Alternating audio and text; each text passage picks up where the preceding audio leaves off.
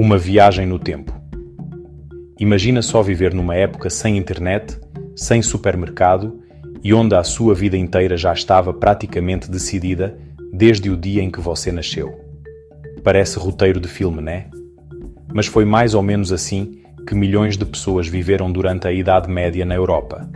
Esse sistema, que dominou o cenário por séculos, tinha um nome: feudalismo. Ele começou a se formar lá pelo século V, depois que o poderoso Império Romano do Ocidente caiu, e durou até por volta do século XV. Foi um período gigantesco da história, quase 1000 anos.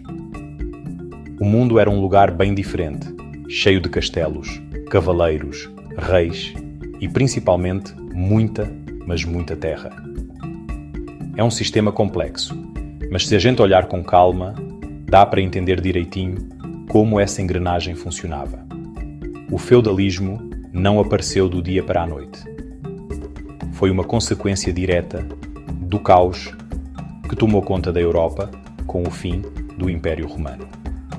As cidades, que antes eram centros de comércio e cultura, ficaram perigosas por causa das constantes invasões de povos que os romanos chamavam de bárbaros. Com medo, as pessoas começaram a fugir das cidades e procurar proteção no campo. Elas se abrigavam nas terras de grandes proprietários, que eram ricos e tinham seus próprios pequenos exércitos para se defender. Em troca dessa segurança, as pessoas ofereciam a única coisa que tinham: seu trabalho.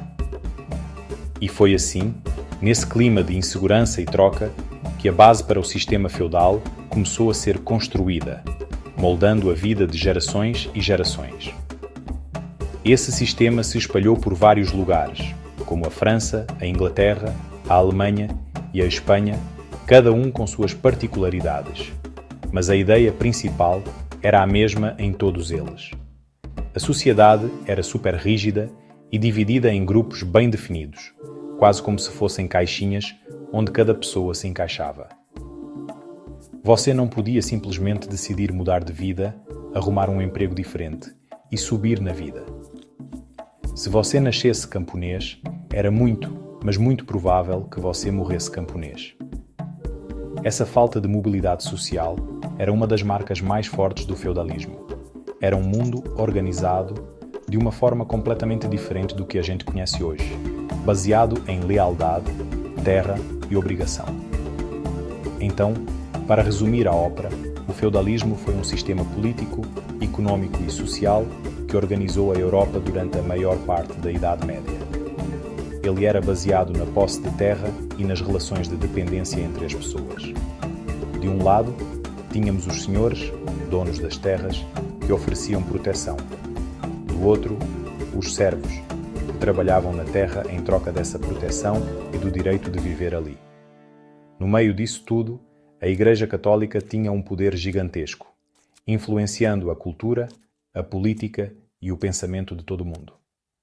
Entender o feudalismo é como abrir um livro de história e ver como a nossa sociedade moderna começou a ser desenhada, com suas desigualdades e estruturas de poder. Na Idade Média, a regra era clara. Quem tinha terra, tinha poder. Pensa que hoje em dia a gente mede a riqueza de alguém em dinheiro, em ações na bolsa, em empresas. Naquela época, a maior riqueza que alguém podia ter era a terra. Quanto mais terras um nobre possuía, mais poderoso ele era. Ele não só tinha mais recursos para plantar e criar animais, mas também tinha mais gente morando e trabalhando para ele. Essas pessoas pagavam impostos e serviam em seu exército particular. Era a terra que garantia a autoridade, a influência e o status de uma pessoa.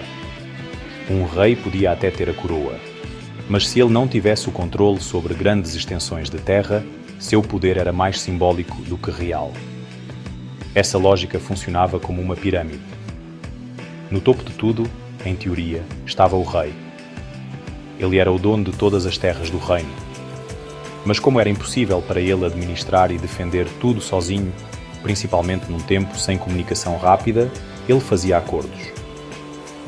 O rei cedia grandes porções de terra, chamadas de feudos, para os nobres mais importantes, como duques, condes e barões. Em troca dessa terra, o nobre jurava lealdade ao rei. Isso significava que ele tinha que lutar nas guerras do rei, fornecer soldados e participar das decisões importantes do reino. Essa relação era conhecida como suzerania e vassalagem. O rei era o suzerano, quem dava a terra, e o nobre era o vassalo, quem recebia. O interessante é que essa corrente não parava por aí. Um nobre que recebia um feudo gigante do rei podia fazer a mesma coisa. Ele podia pegar um pedaço da sua terra e ceder para um nobre de menor importância, um cavaleiro, por exemplo. Assim, o duque se tornava suzerano do cavaleiro e o cavaleiro se tornava vassalo do duque. Isso criava uma teia complexa de lealdades e obrigações. O poder acabava sendo muito descentralizado, ou seja, espalhado. Cada senhor feudal mandava e desmandava dentro do seu próprio feudo. Ele criava as leis, cobrava os impostos e tinha seu próprio tribunal. O rei era uma figura importante, mas na prática, seu poder era limitado pela força dos grandes nobres. Essa obsessão pela terra moldou completamente a mentalidade da época.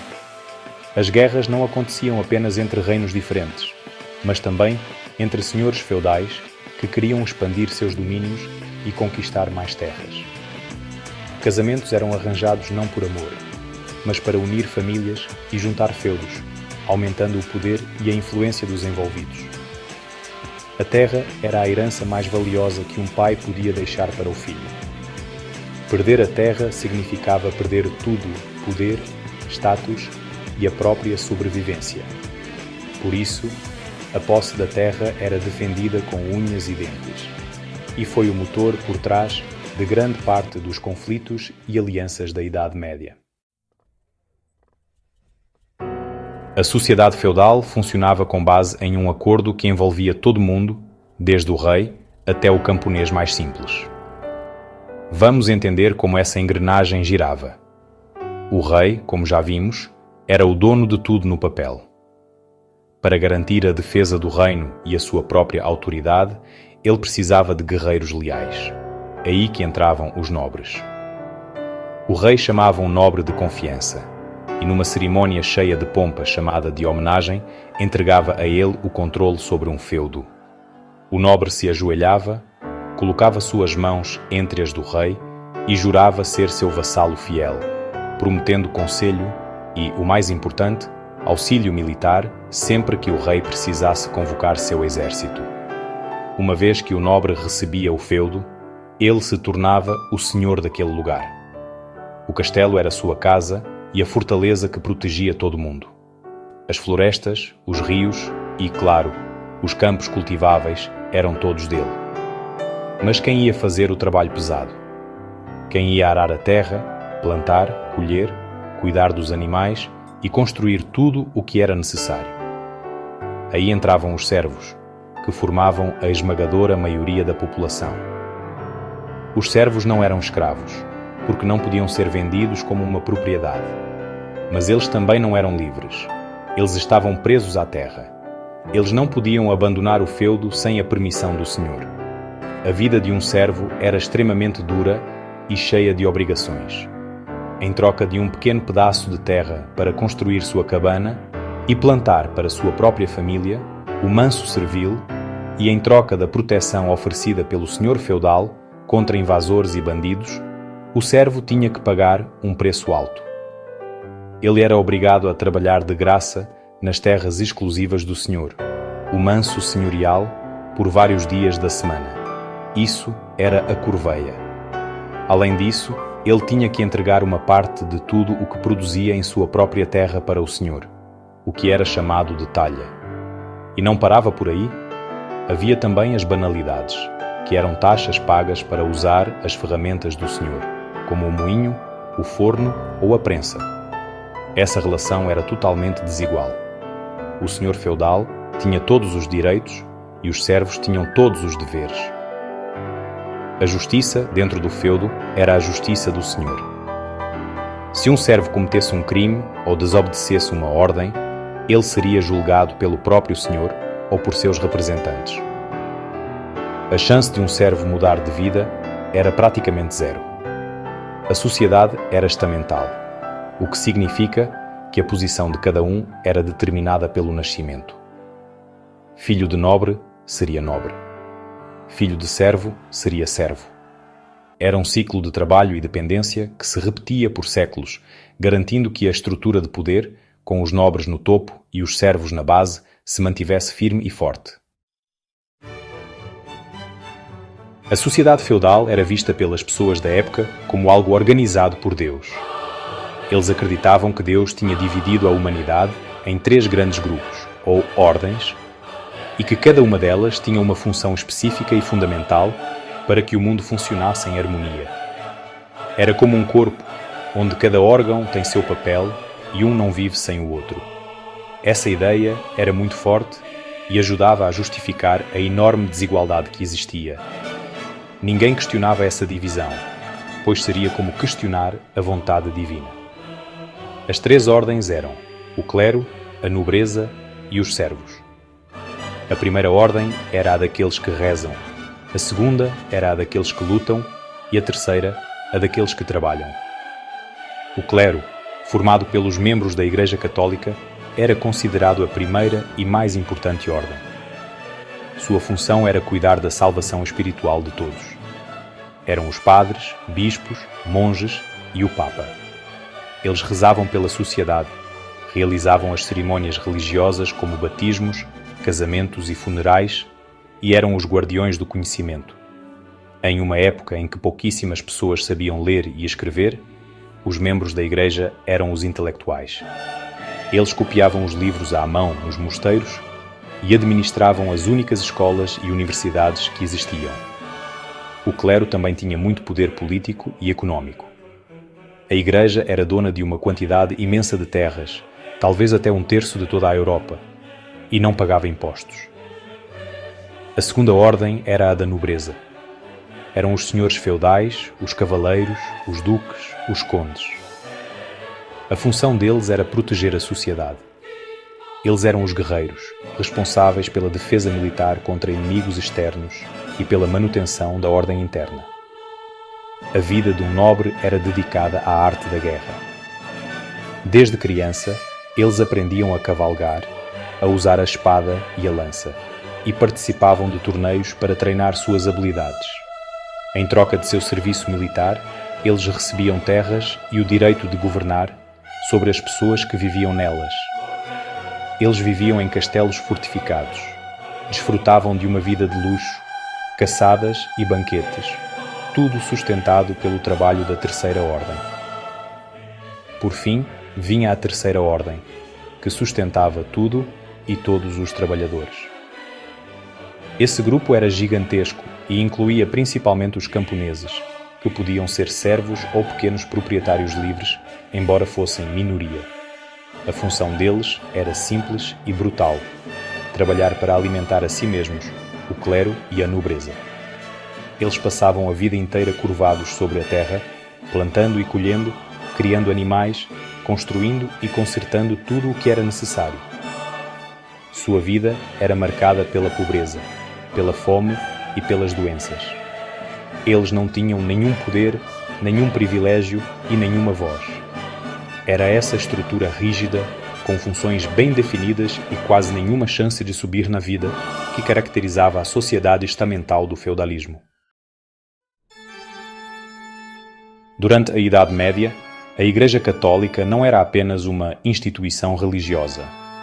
Ela era, na verdade, a instituição mais poderosa e influente de toda a Europa. Seu poder ia muito além das paredes das igrejas e dos mosteiros.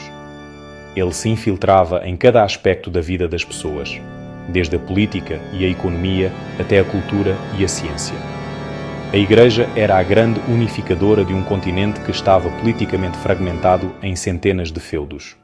Todos, do rei mais poderoso ao servo mais humilde, eram católicos e deviam obediência ao Papa, que era visto como o representante de Deus na Terra.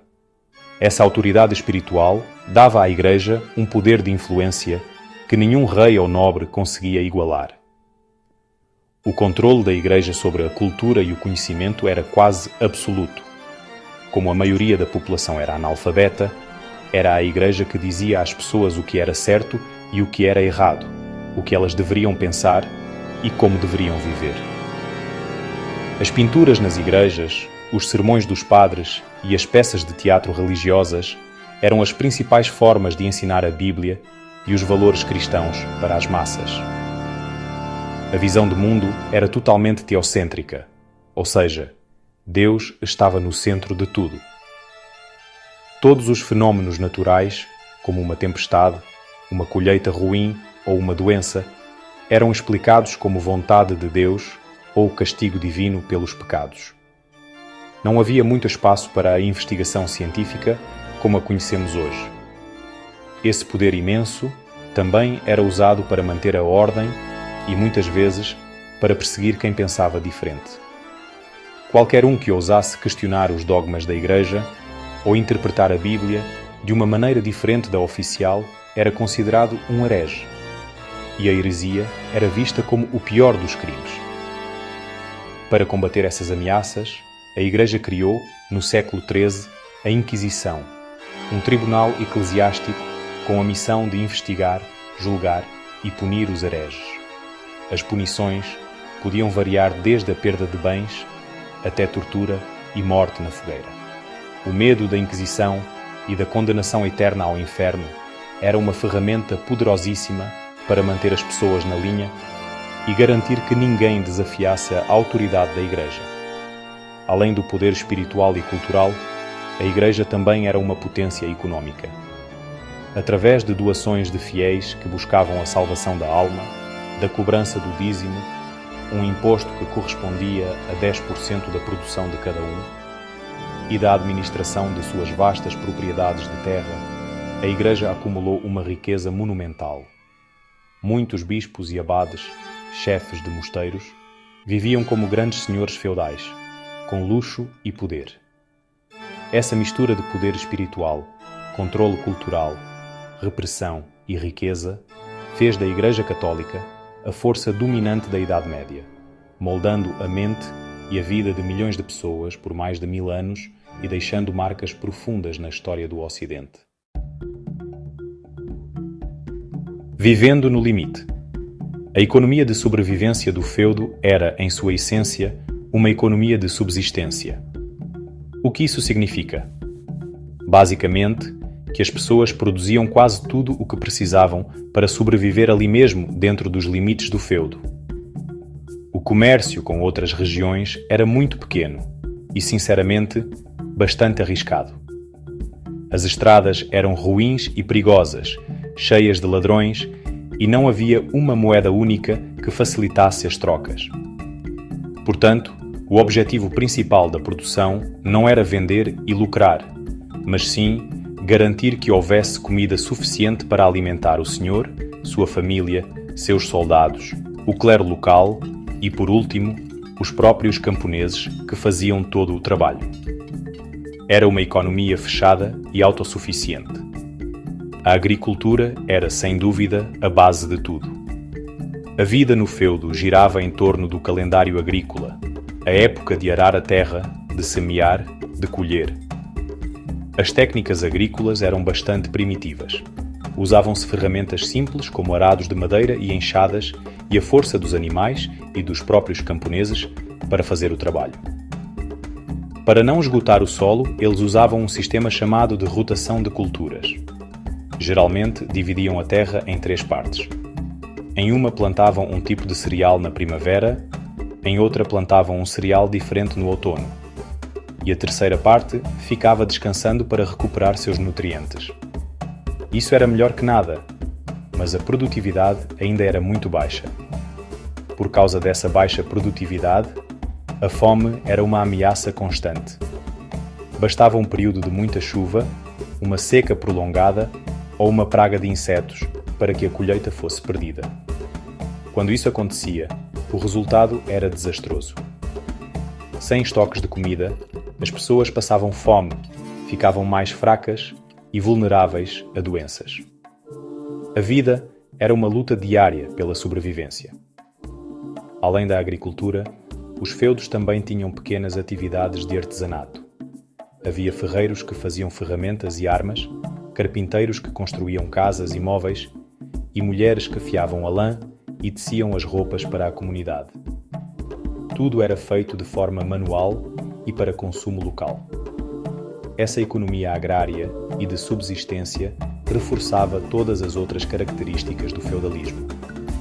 Como a riqueza vinha da terra e não do comércio, não havia necessidade de grandes cidades ou de um poder central forte para organizar a economia.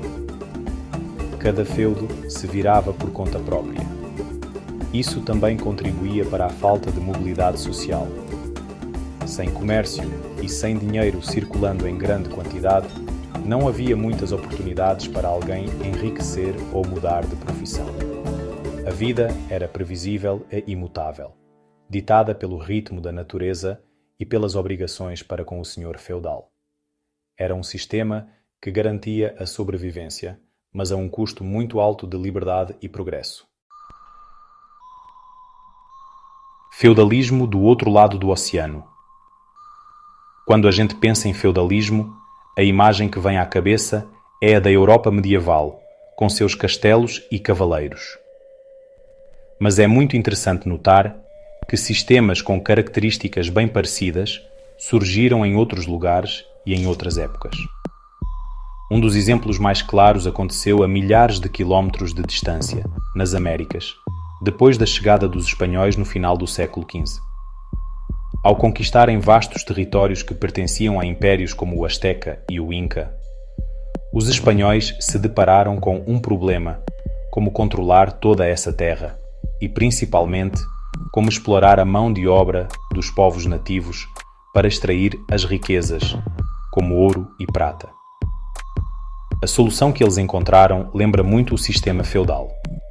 Esse sistema ficou conhecido como encomienda.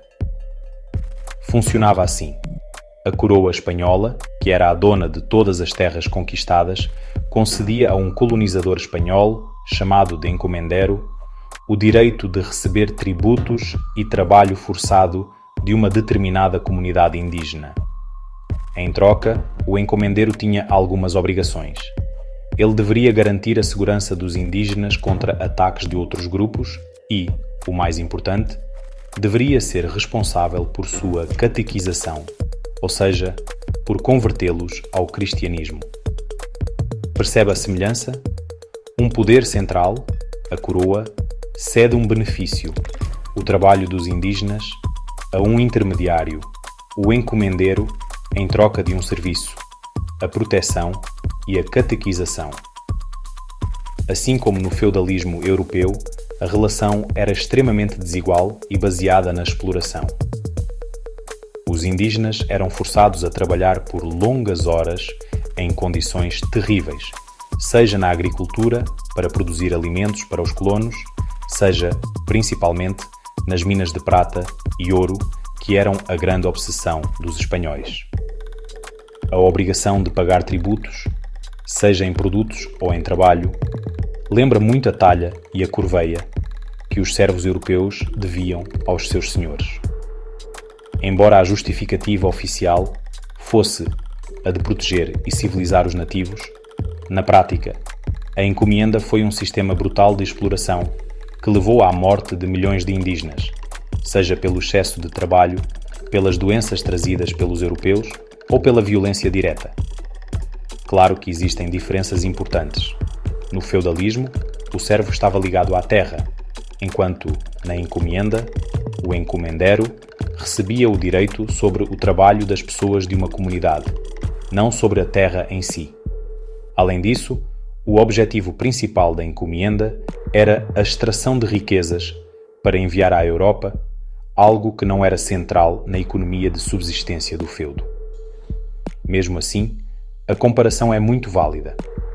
Ambos os sistemas se baseiam na concessão de um poder intermediário por uma autoridade central, na existência de uma mão de obra dependente e explorada e numa justificativa ideológica, a fé cristã, para manter essa estrutura de dominação. Isso mostra como, em diferentes contextos, surgem soluções parecidas para organizar o poder e a exploração do trabalho. O feudalismo parecia um sistema feito para durar para sempre. Mas, como tudo na história, ele também teve um fim. Não foi algo que aconteceu de um dia para o outro, mas sim um processo lento que durou séculos, começando por volta do século XI. Um dos principais motores dessa mudança foi o renascimento do comércio. Com o fim das grandes invasões, a Europa ficou um pouco mais segura. As pessoas começaram a viajar mais e as rotas comerciais, tanto por terra quanto por mar, foram reativadas. Cidades portuárias na Itália, como Veneza e Génova, começaram a fazer negócios com o Oriente, trazendo produtos de luxo como especiarias, seda e perfumes. Essa volta do comércio começou a balançar a base da economia feudal, que era fechada e de subsistência. Com o comércio crescendo, as cidades, que tinham sido abandonadas no início da Idade Média, voltaram a ganhar vida e a crescer. Elas se tornaram centros de trocas, de artesanato e de novas ideias.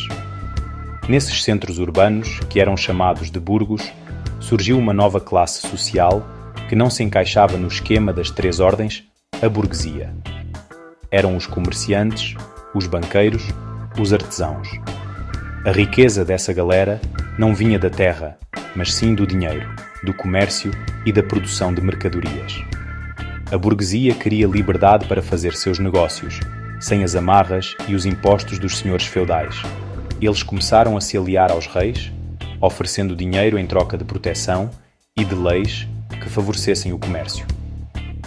Então, em meados do século XIV, um desastre abalou a Europa de uma forma nunca vista, a peste negra.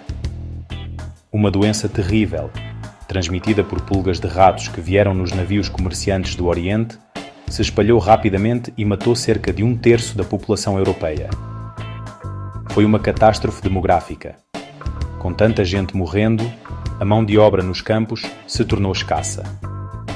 Os servos que sobreviveram perceberam que seu trabalho tinha se tornado mais valioso.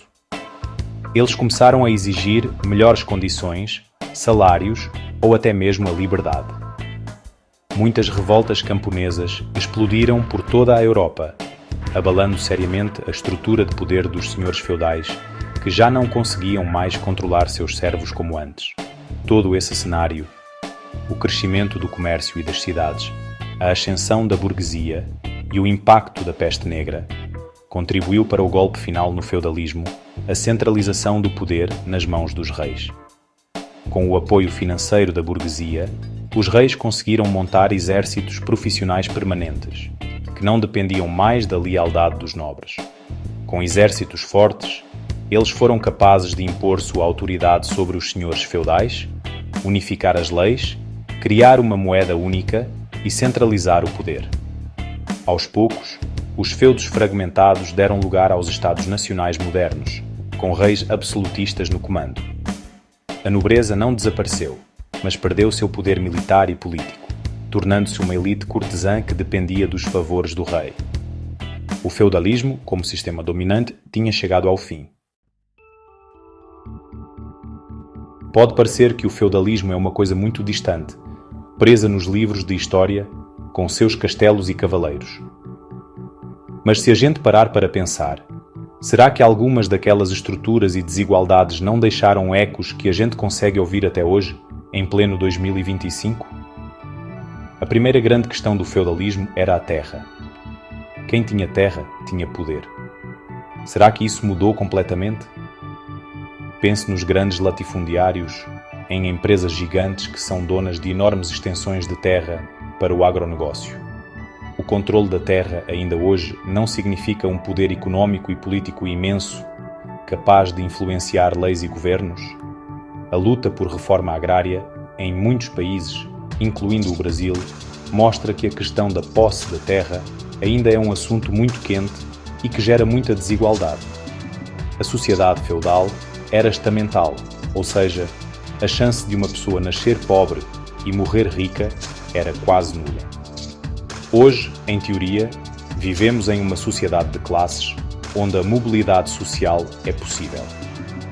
Mas na prática, o quão fácil é para alguém que nasce em uma comunidade muito pobre sem acesso a uma boa educação, a um bom sistema de saúde e a oportunidades de emprego, competir em pé de igualdade com alguém que já nasce com todos os privilégios, a desigualdade de oportunidades que vemos hoje, onde o lugar onde você nasce muitas vezes define seu futuro, não lembra de uma forma diferente aquela rigidez da sociedade feudal?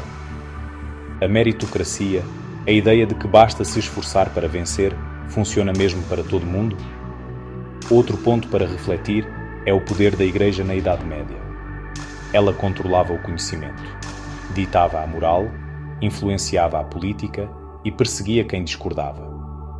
Hoje vivemos em Estados que, na teoria, são laicos. Mas será que não existem instituições ou grupos que tentam exercer uma influência parecida? Pense no poder de grandes corporações de tecnologia que controlam os algoritmos e decidem o que a gente vê na internet, moldando opiniões. Pense em grupos de pressão política, baseados em ideologias fortes, que tentam impor sua visão de mundo sobre toda a sociedade e que atacam quem pensa diferente. A forma de controle mudou.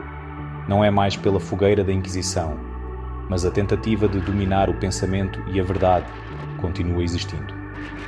Por fim, vamos fazer um exercício de empatia. Como seria ser um servo no século XIII? Imagina acordar antes do sol nascer, trabalhar o dia inteiro na terra com ferramentas simples, sabendo que a maior parte do que você produz não será sua. Imagina viver com o medo constante da fome, da doença e da violência do seu senhor. Imagina não ter o direito de ir e vir, de escolher sua profissão ou com quem se casar. Pensar sobre isso nos ajuda a dar valor às liberdades que conquistamos e que muitas vezes tomamos como garantidas. E nos faz perguntar: quais são as servidões modernas? Que tipo de trabalho hoje em dia nos aprisiona em condições precárias e sem perspectiva de futuro? Olhar para o feudalismo não é só olhar para o passado, é uma ferramenta poderosa para entender as desigualdades e as lutas por poder do nosso próprio tempo.